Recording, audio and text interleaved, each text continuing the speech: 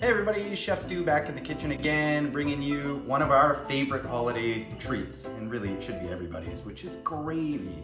So many times we get people making gravy out of a pack, and that's okay, I'm not judging, but it's super easy to make gravy from scratch, and it's infinitely better. And it also makes use of something that you've already got if you roasted your own turkey, which is all of those beautiful turkey drippings. So that's kind of the main part of this that you need to have is some turkey drippings. This, by the way, works exactly the same for a beef roast. Really a ham would be the exact same process to this. You just need to start off with that, which is a lot of fat that's in there. So the fat's gonna be a main component to this.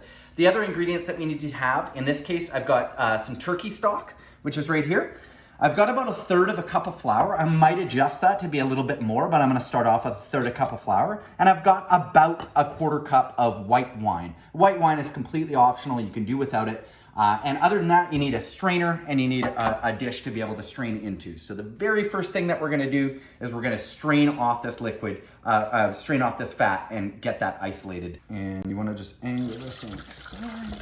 And for this purpose, I'm not gonna use all of it. I'm not gonna use all of this fat that's in there, but this would be great for the next day, for soups, for making your own stock, anything. Don't throw that liquid out, it is gold. Okay, so we're gonna start off with our fat that we essentially skimmed off as we saw. That's gonna go in the bottom here. There is some liquid in here, meaning there's some non-fat, some water that's come out of the vegetables on the bottom of the pan. So I'm trying to skim just off the top. And you'll notice in the beginning I said that I have 1/3 cup of flour. Well, that's because it's about the right amount for what I'm gonna make here. But really all that you need to know is the amount of fat needs to match roughly the amount of flour. You want it to a 1-to-1 ratio.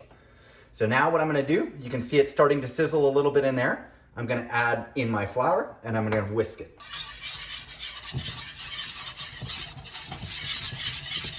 You want it to gel up just like that. Exactly like that. Thicken. Okay, so we want to cook that flour out for about a minute, and you can see already it's turned almost opaque. It's not nearly as white as it was in the beginning, and this is our time to add our wine. We're gonna add our wine. You're gonna hear that deglaze, and again, if you wanted to skip the wine, that's okay. You can skip right to the end, and if you're worried, I've got 3 children, the alcohol is gonna get cooked out of that in about a minute, so maybe even less than that, to be honest with you. So we're gonna let that go for 1 minute. So after we've let the alcohol cook off, now it's time for our stock. And this is how simple gravy is. We're just gonna spoon in, try not to hit it right on the burner like I did. Just spoon in, 1 spoonful at a time, and whisk along. You'll see it thicken up very quickly here. It's gonna thicken up a little too much, that's okay. That just tells me I need a little bit more stock. And the process is gonna go a lot faster if your stock is already at heat, so if it's a little bit warmer.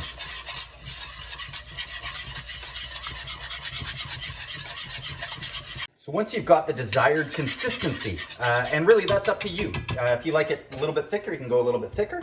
You can also add a lot of different things at this point. One of the things that I add at this point is Worcestershire sauce. I'm probably saying that wrong because my dad would tell me, he's English, and he would tell me that that's wrong. But you can add that for a little bit of the darker color to it. So that's gonna give it a little bit of saltiness and a little bit of color, as you can see. A little darker in there.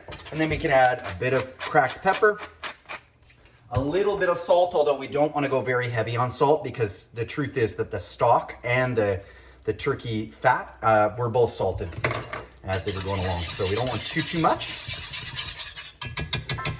And that is turkey gravy.